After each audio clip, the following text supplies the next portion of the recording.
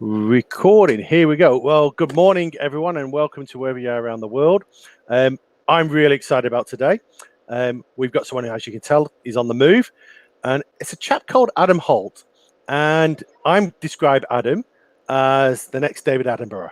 And the reason I wanted you to put him onto Banffy's Tales today is because I reckon in the next couple of years he's going to be on the Ellen Show or Oprah Winfrey, because I think he's an absolutely amazing guy and he's got a fantastic story to tell everyone. So, Adam, welcome. You are a board certified entomologist, and I know what everyone else is Yes, thinking when they're sir. reading this is, what on earth is that? And tell me a little bit about yourself and why you're an ordinary person, some of the extraordinary things you do. Awesome. Thank you so much, Gordon, for having me on the show. And obviously, I'm not looking at you guys because I am Yeah. on the move, so I have to be very careful and safe. And so, but again, my name's Adam Holt, and I am a board certified entomologist. An entomologist is somebody who studies insects. So I have this interesting passion for bugs. It's grew up in a small town in Florida, and I grew up on a small farm where we had all these creatures. And I just remember being a little kid, and my dad would tag the turkeys, right? Because you had to tag the turkeys, so if they got out, you could find them, right? You could locate them. And so he would tag the turkeys, and then whenever he would take the turkeys off of his shirt, all the ectoparasites would be on his shirt, like the lice and mice, and I would be like, "What's that? What's that? What's that?" And I just kind of like got this very interesting passion for bugs at a very young age. And so, but kind of going into my history, right? So I've been in the pest control industry a little over 20 years on both the private and public sectors. And I spent the last 5 years before my current role in pest control software, working in lawn care and residential and commercial pest control software. And so I literally love bugs, both real bugs and software bugs. Haha, no pun intended. And so, just on the personal side, it's so interesting to come across Gordon and meet him and, be able to express my passion just for helping others and educating others. I mean, I've even fallen down the TikTok rabbit hole of all places, right? And so I fell down the social media platform. Go ahead, sorry. I was just going to say, tell us a little bit about this TikTok, because, you see all these celebrities on TikTok and all these funny dances. And when we started talking, and you told me about, and tell everyone about the number of viewers you get in on TikTok as well, because this thing really amazes me. So talk to me about this social media, both your Instagram site and this TikTok thing. Yeah, honestly, so I never really did Instagram. I never really did any of that stuff. I did a little bit here and there. And then I started falling down the LinkedIn social media platform, right, which is the professional thing. So I'm up to 4,000 followers on there and, do really well with views and reshares and everything. And then last year during COVID, my husband was like, check out this TikTok thing. And I was like, that's too much trouble. I don't want to do that. And so I started, it's so easy just to flip through TikTok. Flip, flip, flip. You can watch videos like in 2 seconds and you can just scroll through, which is awesome. It has a really interesting algorithm built in to like throw things on your For You page. And so I started posting what I call my 60-second science lessons, right? So I did one on taxonomy and I did one on morphology, and, they started getting decent views, but realistically, I was like, if I want to become, a social media, influencer, I kind of have to like start going a different direction. So I started duetting these people's videos. And the one that originally went viral was this effect called the time warp scan, where this line like comes down. I put my finger up and then it cuts it off, and you put your finger underneath your chin and it looks like your finger's sticking out of your mouth. So, as small as that sounds, that video had 2.4 million views.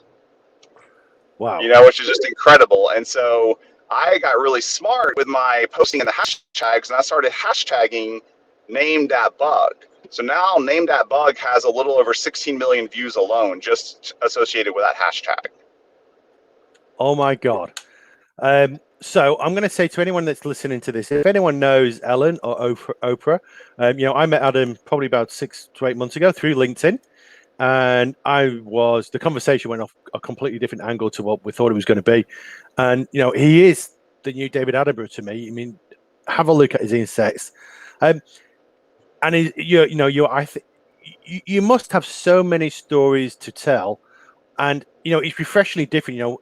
In my world's with a lot of professional entrepreneurs, leaders, that type of thing. But your passion is really about bugs. And are you really different to your sector? When you look at your peers in the sector, are you that outlier? Are you different? I think I consider myself an outlier in the entomology world only because there's not a lot of entomologists, in my opinion, that really have like personalities per se and just, can network with people and get along with people and talk about normal things. And so, I think part of my passion for education, because I've taught everything from, elementary all the way up through, secondary education and college. And so you really learn, I taught middle school for a year, and you really learn how to communicate across to, that age level and different learning techniques and strategies. And so, I don't know if you went to college, I can't remember, Gordon, but if you've been to Yeah. college and you have that professor, right? You got that professor that just walks back and forth across the stage and doesn't really know how to talk to you, right? Because they've never been forced to learn how to communicate to, anybody other than, college, Yeah. college kids. And so, I don't know. That's kind of a part of why I think I pride myself on bringing a unique skill set to the industry, as well as, my personality and my ability to network, and all that kind of stuff. So one of the questions I really hate when we go networking is the old fashioned question is what do you do? So when people ask me what do I do, I go, yeah, I can tell you about being an executive coach, or I can tell you why I carry a rubber duck in my pocket, right? Because it's one creates an intrigue. What do you say when people say to you, what do you do? I mean, when people usually ask me what I do, I usually, the immediate response I usually respond with is I'm an entomologist, because that's my passion. That's what I spent 9 years studying in school. That's what I've spent my entire career on. And so it all just circles back to being an entomologist. And then what's the response? Because I'm pretty sure that not everyone understands what an entomologist is. So Oh yeah, what's most their people, face? most people are like, "Oh, is that somebody who studies fish?" And I'm like, "No, that's an ichthyologist." "Oh, is that somebody who studies words?" I'm like, "No, that's an etymologist." Let's keep trying. Let's keep trying. uh, But you're getting there. hey, at least they don't think you're a plastic surgeon or something like that. So, Yeah. So it's so not usually. Some people know, but most people are not aware. They don't even know how to spell it. So I'm lucky if I can get them to. I'm lucky if they know that it starts with an E. So, so one of the things I really enjoyed about when we first connected, and we've had a few chats online, offline, and whatever, is so how welcoming you are in a conversation, and it's how open you are. What you see Adam, right? This is not an airs and grace. There's no ego. You really get to understand who Adam is as a human being to start with. So rather than asking about what you do, a couple of questions I like to ask is about who you connect with, the type of people you connect with, and in particular, who you've met recently that made you smile, and why did they make you smile? Um. Oh my gosh, who have I met recently that made me smile, and why did they make me smile? I'm trying to think of like who came off that, like who's like instantly like popping in my mind. Sorry, when I'm on the move, I'm concentrating on being That's all. safe. So give me 1 second while I think about that. So Um, the other question that is also coming from that is who did you make smile on recently, and why?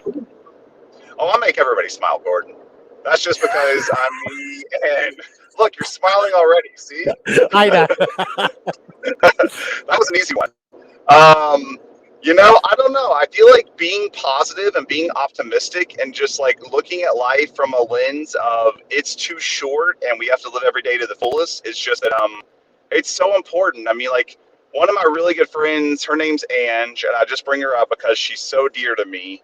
She passed away a couple of months ago of a breast cancer that had come back and taken her, and she was only 39 years old, and it's just like one of the best people I've ever met, and I'm just like, it's hard for me because like bad things always happen to good people, Yeah. I mean, and it's just like, I even get like teary just talking about it because I haven't processed it, but it's just like, I don't know, something like that. She made me smile every time we talked, no matter when I talked to her, because even like it was the craziest thing. Like she literally what do you call it? She flatlined. So Yeah. they took her. She flatlined. They resuscitated her, and she came back to life, which doesn't happen very often. And she straight up called me immediately and was like, God has given me this time and I'm going to use it to the fullest right now. And she lived for like another month. You say something that's really, and the reason why I wanted you on this call is because you say things with passion, but real passion about it. And I don't know whether I've told you the story about, my wife Wendy. She had a double lung transplant in 2004. And our life was turned upside down from that moment. And I often say, when I meet karma, let me know when I meet karma, because I'm going to kick that karma right up the backside. Because will you stop testing me? Because I don't need any more tests in life. I've had enough tests in life. And you can look at these situations as always sitting in the corner, it's not fair, but then you can turn it round and you go, you know what, life is too short. And that's exactly what Wendy and I have done in our lives. We're not waiting till we're 65 years old to retire to enjoy life. We're doing it now. And, we're living our life now. Okay. And that's what we're doing. And that's what I feel from you as well.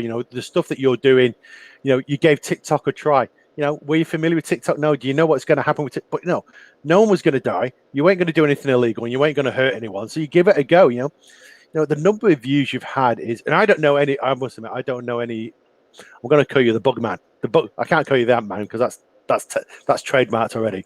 But I don't know anyone in your industry who's doing what you're doing. And I find it so enlightening that, when I speak to lawyers or accountants or people like that, and I say, people really want to see who you are and go out there. Sometimes people are too afraid to move away from the stereotype figure of that accountant or that lawyer or that lecturer or whatever. You're out there. You're just out there doing your day-to-day job of being out on TikTok as well. So I really commend you about that. Just tell me, we've got a few more minutes left. Tell me some of the I'm really interested about the thing you said about the turkey and about your dad having the turkey, because one thing that got me was, oh my God, next time I'm going to eat a turkey, am I going to be thinking about all those bugs on the turkey?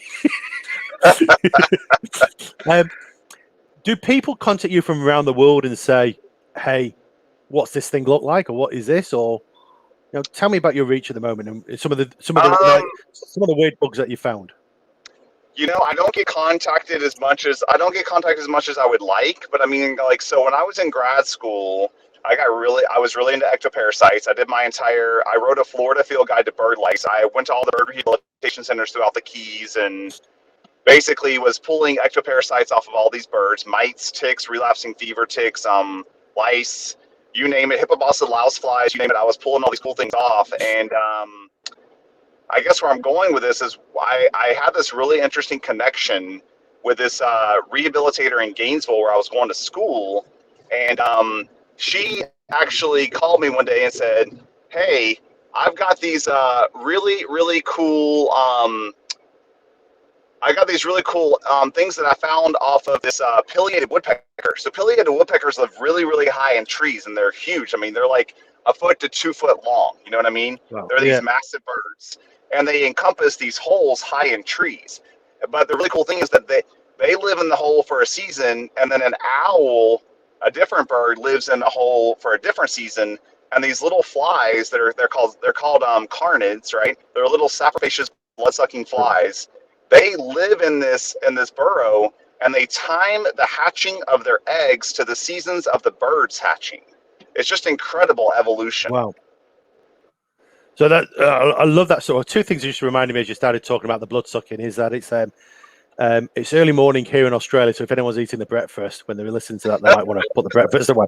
But you talked about the ecosystem and about how these bugs live through the ecosystems and evolve through the ecosystems, and and then that's what we talk about in business, how we've got to get that right ecosystem around us to move forward. So I want to we're coming almost to the up to time, because one of the things I've made sure with these so these things are called Vimfos, I'm told. So Vimfo is information by video. It's not a podcast, it's not a vlog, people are calling it Vimfo, but I'm happy with that. So one of the questions I want to ask people is that one thing I talk about is to become who you want to be, you need to stop what you've always done. So you've got to do something different in order to move forward. So what's the one message you want to leave with the audience here about how to make a difference to their day? What's one thing they can do differently to improve their day or move their day forward? I would say don't be afraid to put yourself out there. And a failure is never a failure. A failure is always a success, but it's in a different direction. Because you have to fall to get up, and you have to fail to succeed. And so if you're not putting yourself out there, and you're not trying, then you're never going to know. You know, I mean, it's just like you said about TikTok. I mean, I literally went down the TikTok rabbit hole in March of last year, and up until 3 months ago, I only had 200 followers. Now I have almost 60,000 followers. You know, and so you never know. And you know, I tell people, Gordon, I took the GRE 3 times to get into grad school. I applied to grad school 3 times to get in. You know, and so I think for me, the big thing for me is just never give up. I will always be a fighter no matter what's put in front of me.